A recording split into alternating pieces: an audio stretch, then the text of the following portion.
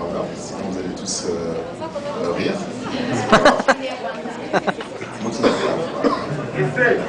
Donc je suis ici pour vous présenter le Forum des portiers rwandais. C'est une petite association qui a été créée l'année dernière par 5 personnes. Il y a Safari qui est là, Safari Ushaija, il y a moi, René Morama, il y a Jean Mukunzi, Providence Bikumbi et Achiluba Lijoro. Donc notre but c'est de créer une association qui permettrait aux professionnels de se réunir, de se rencontrer, de se supporter pour faire passer l'information. Et donc c'est une complémentarité avec ce que fait Isangano. D'ailleurs on aimerait les féliciter et c'est un exemple pour nous et on aimerait pouvoir réaliser des choses comme eux on fait. On fait plusieurs activités, toutes nos activités se font sur une base mensuelle à peu près. Et en général, il s'agit de... on choisit un thème et puis on réunit les gens qui sont intéressés et puis on part de ça, quoi. Et on a un projet pour faire une grosse conférence l'année prochaine avec les gens du Rwanda et vous pouvez aller sur notre site web qui est letsdoitrwanda.ca et on a également un site sur... on a un groupe sur Yahoo qui est... c'est Rwanda's Professional at yahoo.ca. Juste pour compléter René aussi là, c'est l'idée du centre et l'idée de notre association, ça se rejoint dans le fait, le constat est simple, il y a des professionnels rwandais qui ont de l'expérience, qui ont de l'expertise et nous on s'imagine juste comme être une tribune où ils vont venir et ils vont parler de leur profession. Ça peut être la musique, les finances, la gestion, en tout cas, le besoin est là. Et on a eu une activité dernièrement avec un ministre qui est venu du Rwanda, le ministre Moulezi. Et en tout cas, les gens qui étaient là, je pense qu'ils ont été contents par rapport à ça. Et on a une activité au mois d'août aussi. Et on vous invite, on ne peut pas le faire seul, on est juste 5, mais on pense que la réussite, quand elle est une réussite de groupe, elle vaut beaucoup mieux qu'une réussite personnelle. Donc, ok, on ne va pas traîner là-dessus, là on est en période de fête, là, donc on va s'arrêter là-dessus. Donc, please, venez, et je pense qu'on peut réussir en étant tous ensemble. Merci et bonne soirée.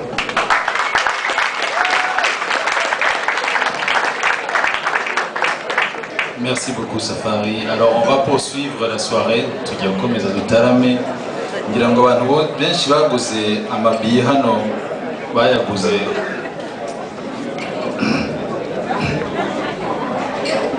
kubera centre cyangwa kubera Cécile. D'avoir de plus en plus de professionnels, on veut avoir de plus en plus d'artistes, on veut avoir de plus en plus de tout. Donc c'est ça, donc le centre culturel c'est un lieu physique mais c'est surtout un lieu où on va pouvoir exploiter toutes ces ressources très très riches qu'on a dans notre communauté. Mais comme vous savez, ça vient avec des besoins financiers énormes.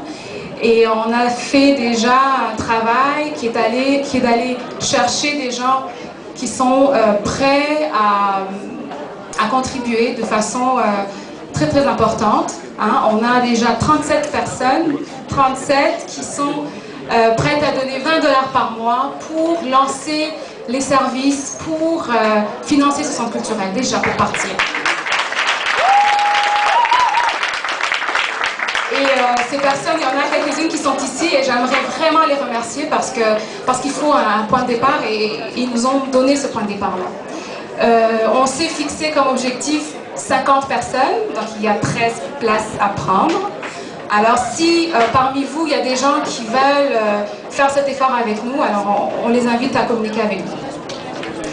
Alors, pour ceux d'entre vous qui ont vu le dépliant, c'est vrai qu'on est dans le noir, donc c'est pas vraiment propice à lire, mais vous avez des dépliants sous vos yeux, vous avez l'adresse du centre culturel, vous avez le numéro de téléphone, vous avez l'adresse internet, même si le site Kiko Il n'est pas encore prêt, mais ça s'en vient très très vite. Le lieu est là. On aurait aimé vous le faire visiter demain parce que c'était l'objectif. Mais on a demandé tellement de rénovations que les propriétaires n'ont pas pu nous livrer le centre culturel le 1er juillet comme prévu. Mais il est prêt dans quelques jours. Donc, on vous invite à venir le voir, à venir l'enrichir de vos conseils, de votre participation, de tout ce que vous pouvez offrir parce qu'il est là pour vous, pour chacun de nous. Et le comité du centre culturel que je représente aujourd'hui, quelque part, il a réalisé son mandat parce que c'était d'offrir ce centre à notre communauté. Mais on ne peut pas aller plus loin que ça parce que c'est un centre qui doit être nourri de vous, de tout ce que vous y apporterez. Alors les services vont être disponibles dès cet été. On parle, vous verrez lorsque vous irez nous voir, mais il y aura des camps de jour pour les enfants qui vont être en vacances. Il y a Paulin qui encadre déjà des jeunes au football, donc il va y avoir des activités pour les plus jeunes. Il y a toutes sortes de choses. Alors, je ne veux pas vendre tous les punchs, là, mais vous pouvez nous appeler et venir nous voir et découvrir tout ça. Voilà. Alors, j'aimerais remercier certaines personnes parce que, tout d'abord, Isangano. Hein, le projet est né dans Isangano. Alors, encore une fois, c'est vrai, on pense que c'est la soirée à remercier Isangano, mais c'est la réalité.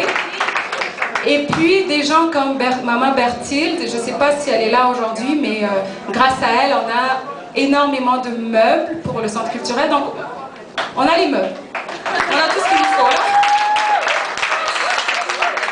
Et puis, la CRM, qui était avec nous, qui nous a accompagnés dans toutes nos réflexions, dans toutes ces petites choses hein, qu'il faut décider. Et puis voilà, donc ils nous ont appuyés également. Page Rwanda, Urumuri, bref, tout le monde s'est mis ensemble pour ce projet et on espère que ça va être une expérience enrichissante comme elle a été pour nous au comité. Alors merci à tous, bienvenue à notre centre, bientôt on vous attend et passez une bonne soirée.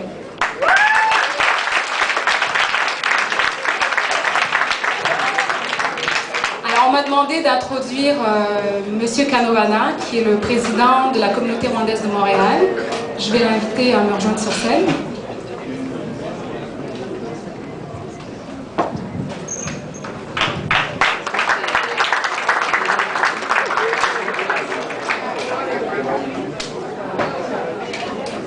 Bonsoir.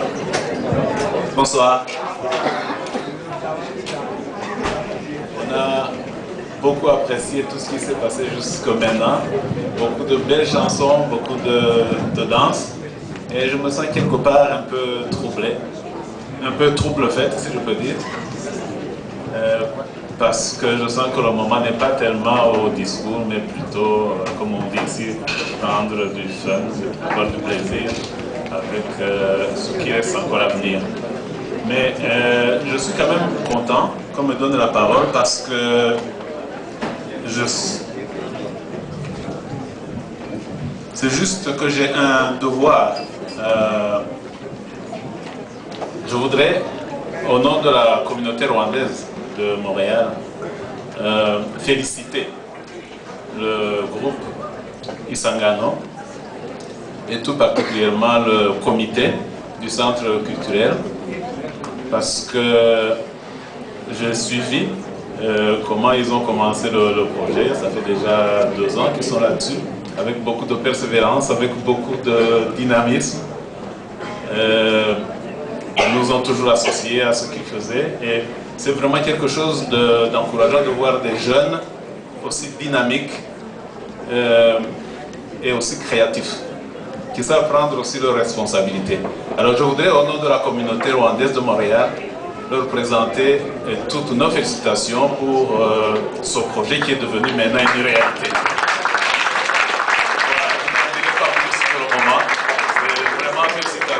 Au groupe Isangano et au comité du centre culturel.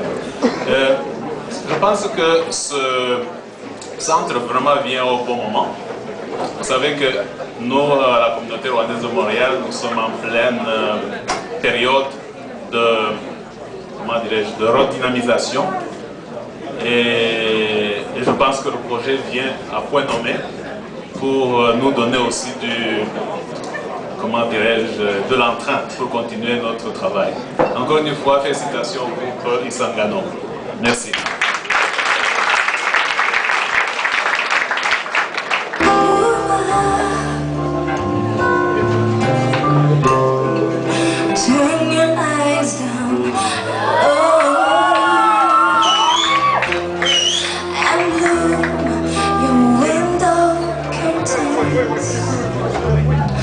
Oh, the diamond come shining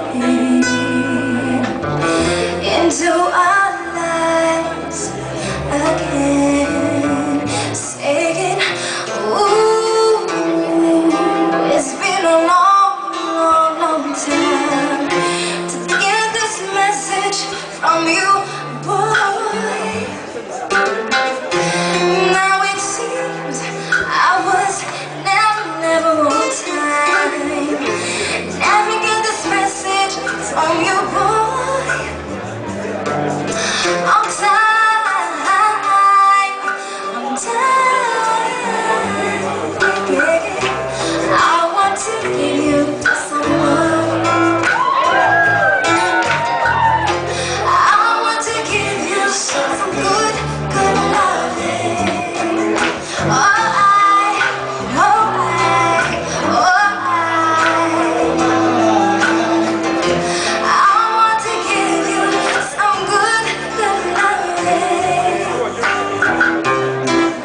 Turn your eyes down low, yeah, yeah, yeah. Never ever try to resist, oh no, la la la, yeah. Oh, let your light come shining, yeah, into our light again. Saying, ooh, I love you, I love you. And I want you to know right now, yeah. Ooh, I love you. And I want you to know right now, 'cause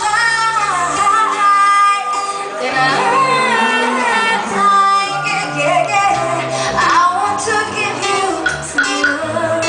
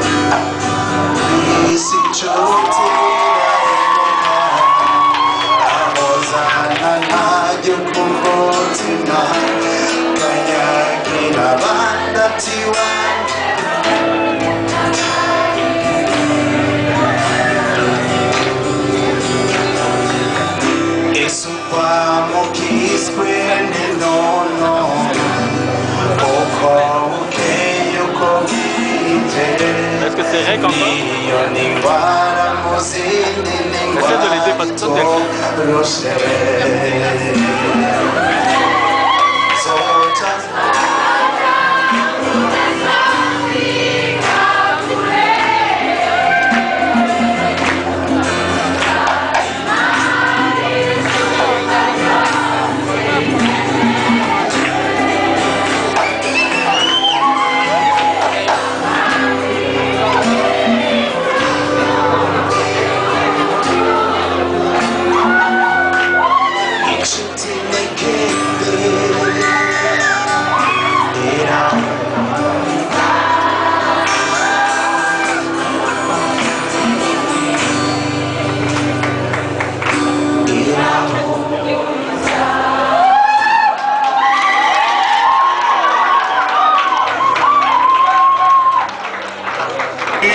Comment tu t'appelles? Moi je m'appelle Kayihura. Bon écoute mon ami là, vraiment ton nom ça m'échappe vraiment très bien. Mais est-ce que tu peux me dire comment on écrit ton nom? Et est-ce que, dis-moi d'abord, tu as un stylo? Oui bien sûr mon ami. Est-ce que tu as un bout de papier? Oui mon ami, t'inquiète pas, vas-y dis-moi ton nom, fais vite. Et écris d'abord Kayihura et puis K comme Kayumba. Y comme Yi, Ru comme Rumura, Ra comme Rata.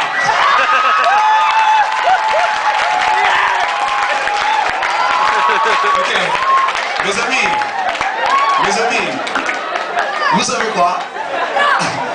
Moi, je vous aime vraiment très fort quoi.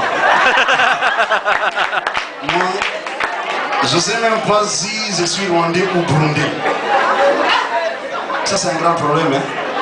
Moi je vous ai déjà dit, quand tu vois un poisson monter, c'est que... Voilà, c'est ça.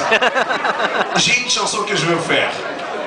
La chanson, vraiment, il faut que tout le monde chante la chanson. Si vous ne chantez pas, wallahi billahi, je vais monter en haut. Vous êtes d'accord? Ah, le poisson il faut que tu montes là.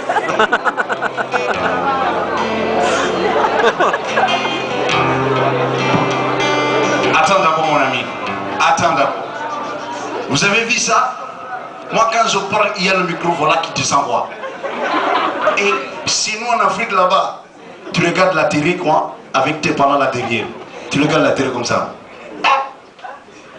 Dans la télé comme ça, allez sur l'écran. Tu vois un gars qui mène des Kinyenzi qui passe comme ça.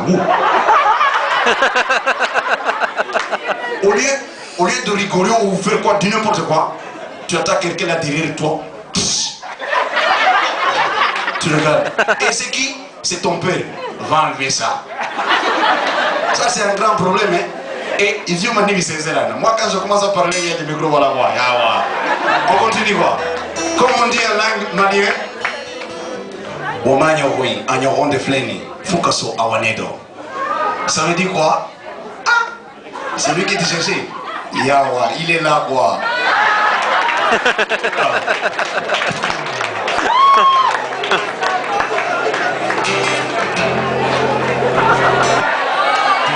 Ok, dès que je commence, si vous ne chantez pas, je vais le laisser tomber, ok?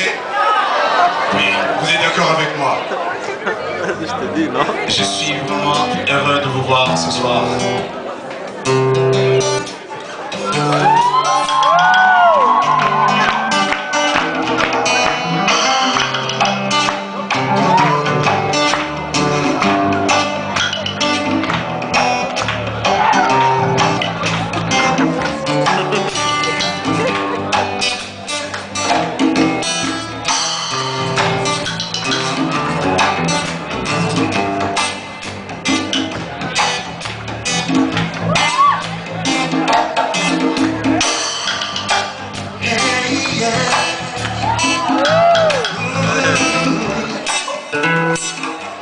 Just like this sun, lights up the up, the lights of my life. The only one I ever see with a smile so bright. Just yesterday, you kept my mind my way, kept my home singing, but you was on the ship.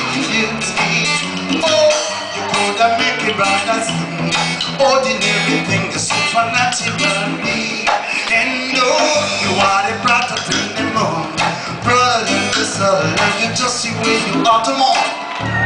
You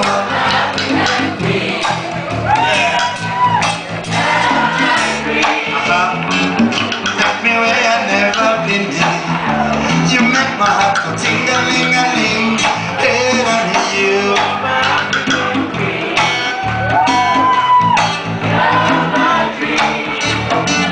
really remind me of a thing, and that is the African beauty.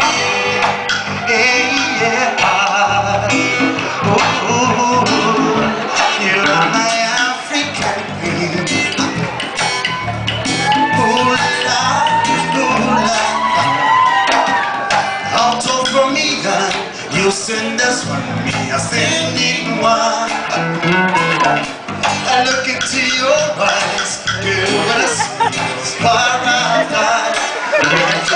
You captivating my soul, but every day I want you more. How can I be that feeling that feeling inside? No one can take your place, can you take your space? But I can't waste. And no, you are the one that make me smile, make me flow like a bullet on the night. You are my African queen, the girl of my dream. You take me anywhere, you make my heart go ting-a-ling-a-ling. And you are my African queen, you are my African queen, girl of my dream, my African queen. You remind me of a thing. Oh, listen to African beauty. Oh, oh, oh, oh, oh, yeah, yeah. Oh, you are my African queen, and I know, yes, I know. You are my Rundies queen, and I know. See, I know what are you feeling in your heart and my soul. Boy, no, get the kiss of love. And I know that it's only secret from my God. It's only one in nothing more. You are my African queen, and I know that it's reason. Beauty everyone, I will say. I'll give you my heart, my love, my body, and my day. Every other thing will team for. In a man, anything better than you. Oh, good thing I ever helped in you. Something from my own, I give it all to you. You are my Rundies queen, for real. You are my African queen,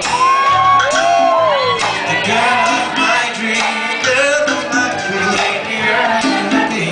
Oh, now you make me ting-a-ling-a-ling. You are my African, you are my African queen. Stand by me, stand by me. Je suis en train de filmer là, je sais même pas qu'est-ce que je vais faire avec ça. I won't cry no more. She looked me just as long as you stand by me.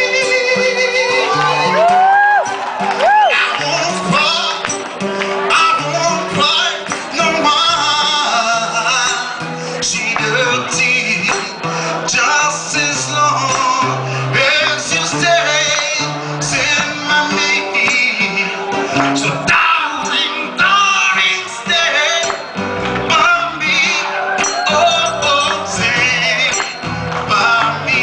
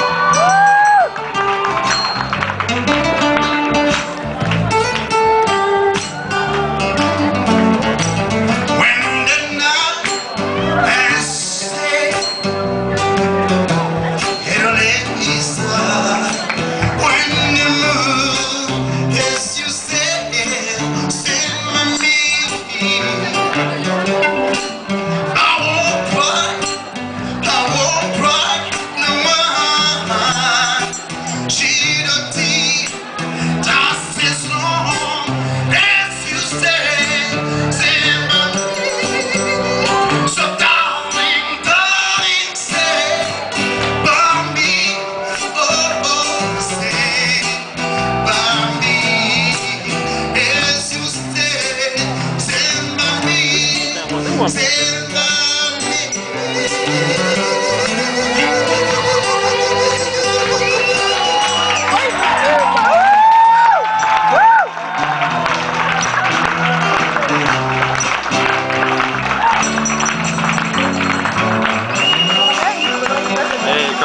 voulez encore une autre?